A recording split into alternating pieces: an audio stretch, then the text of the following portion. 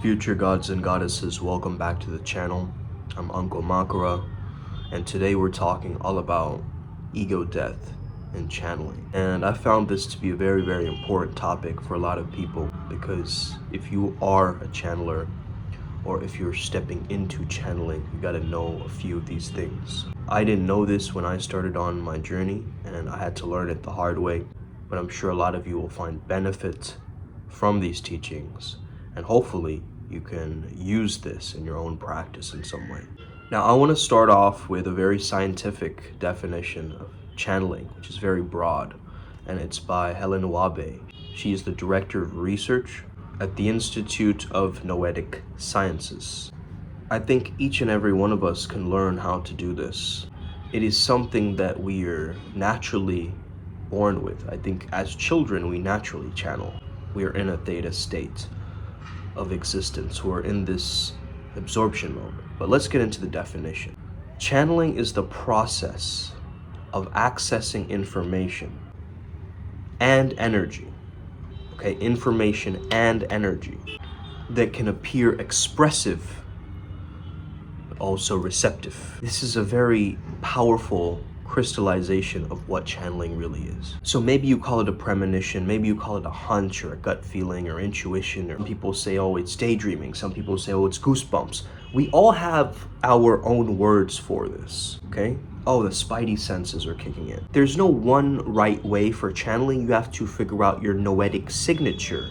So noetic comes from the word gnosis. This was an idea from an Apollo 14 astronaut. And then he understood when he was up in space, he had all this inner knowing and all the planets fused, and he had a very mystical experiences. That's where he introduced noetic science and this understanding of inner knowingness, inner standing, and so forth. So when you're channeling, you have to remain open and objective.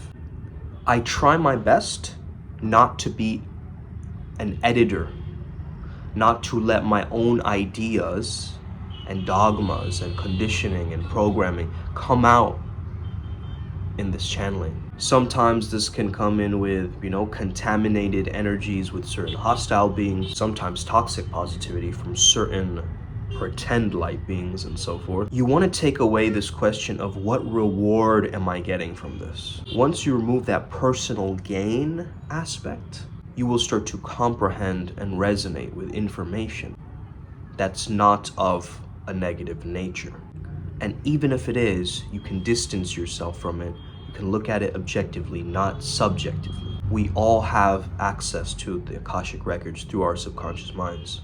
All we're trying to do is really, really dial in to this world of unseen energies and frequencies. So I believe in art and science merging. It's an art in the sense that you got to bring your own unique flavor of channeling. Maybe your, nose wiggles or something. You have a sensory understanding. Perhaps, and this is also changes according to your, astrology and so forth. So whatever extrasensory perception you have, whatever paranormal things that you're experiencing in your reality, understand there might be a scientific explanation for this. Automatism is a form of letting go and creating an automatic response from the body. Intuition, I see, is a very faithful guard dog who helps protect you, but also keeps you getting the new information and kind of moving forward and giving you what you need. It has that sense of loyalty like a dog would, okay? So one of the great questions I asked myself to create ego death is, how can I crush this cool image I have? I remember back in the day, we used to have these theater exercises that would make you look completely ridiculous. Like try going tra-la-la, tra-la-la in a really high-pitched voice. That's gonna shut down your ego. It's gonna poke holes in your ego. It's gonna attack you like, what am I doing tra-la-la for? The fuck? So that's going to actually activate and put you more in your subjective nature. Other than the fact when you're channeling, you have to almost take off that mask or that front or that, checking in with yourself or having that sense of micromanagement that's constantly, pervading the mind. I would say it's a maintenance process of letting go. We channeled Haru or Horus last night. Thank you for those who attended. There are also some new people on there, new guests, so welcome. It sucks when you have unbeneficial information because you've skewed the information to serve you. I would say very, very deep levels of shadow work helps you become a powerful channel, because as within, so without. So you have to actually clean yourself. If we're too subjective, we get too judgmental. And when we get too judgmental, we start to edit the message. And then we have our own personal biases, what our comfort zone was, how we're distorting that message, and so forth. So once you find your way of doing this, perhaps for you it's through writing, okay, freestyle writing. Maybe for you it could be through just speaking out loud. And maybe it could be through you getting these little hunches or goosebumps in your body.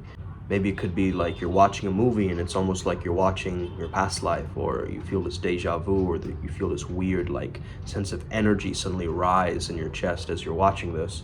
These kinds of things, they might be information, right, coming in, data coming in through the other side. If you have the eyes to perceive, if you have the extra senses to perceive the subtle energies that are coming through, you understand this thought form that's communicating to you, whether it's from your subconscious mind or whether it's from the superconscious mind, is unclear. But what we do know is that all is mind. That mind and the imagination is the interface for these different realms, different spirits, and so forth. A lot of people can, have false premises or understandings about this. Oh, this is psychotic. Oh, this is demon worship. Oh, this is some kind of a fake thing, like it's all an act. Oh yeah, that's just he's just trying to manipulate people and trying to take their money or whatever, right? Like there are so many of these objections from people because they have their own skeptical conspiracy theory mind coming in, trying to infiltrate what is already pure. This wisdom is pure, this wisdom is truth. And as Haru told us last night, the truth is immortal, so they cannot assassinate your character because the truth always wins. So stop trying to, always go into hiding. Instead, go back to the moment where you stopped shining.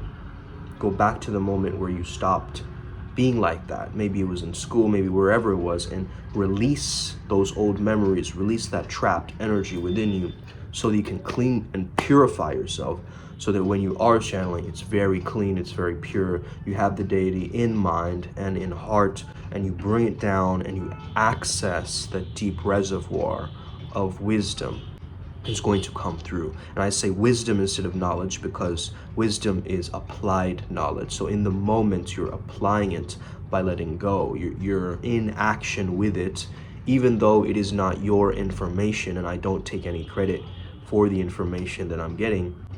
What I would say is there is a specific level of translation that you have to get to, because you sometimes will get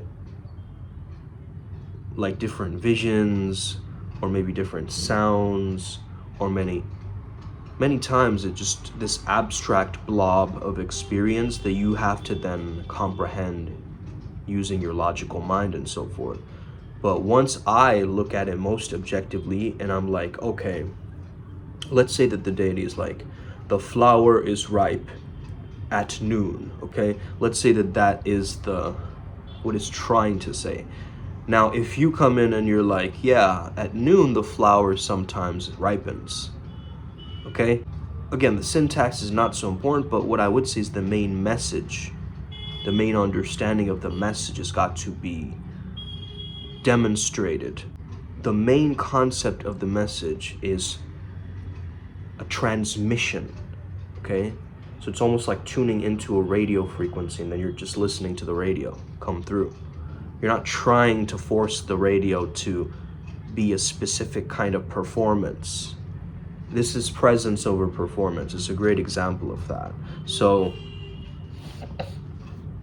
oftentimes when I do these channelings, I get into a timeless state. So I don't even worry about what time is it right now, or I don't have that sense of, I don't have that concept of time that's similar anymore. the ideas of time and space start to vanish in that state. And so I would say it's very, very important that you allow yourself. I mean, what really helps me is I allow myself, if at certain times I have to open my eyes, I make sure I keep my eyes really dim. I make sure that I either close my eyes or have sunglasses. If I need to, I would probably make the room darker if it's necessary. Okay, to start off, I needed to do all of these things, by the way. So hoodie over the head, towel over the face, something like this to block out the light or the sensitivity from the light and sound that might be distracting. Okay, so in the beginning, you might have to almost go into a deep meditation and practice getting into these deep trance-like states.